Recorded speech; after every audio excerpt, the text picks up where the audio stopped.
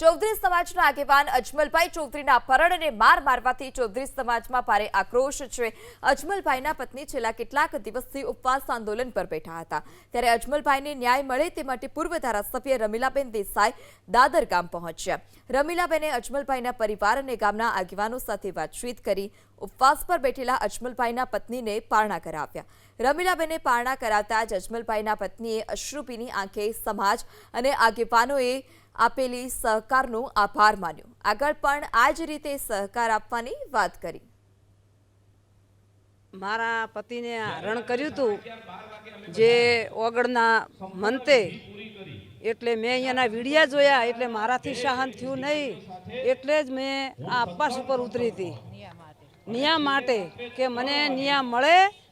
મારા સરકારનો અને મારા આખી સમાજ, મારી ચૌધરી સમાજ અને 18 આલેમ બધાનો ખૂબ ખૂબ આભાર।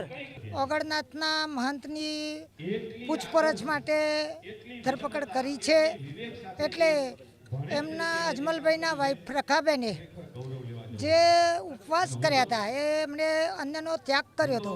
આ પ્રકારનો ગુનો કોઈ બીજાએ કર્યો હોય તો આટલા વખતમાં એને છોડી દેવામાં આવશે? માનો કાલ રમીલાબેને જ કર્યો તો શું છોડી દેવામાં આવશે? એટલે એ વાત સાથે હું સંમત નથી। સરકારને અમે રજૂઆત કરવા જરૂર જઈશું, જેથી મારા આંજણા સમાજને અન્યાય થાય છે એ બંધ થાય।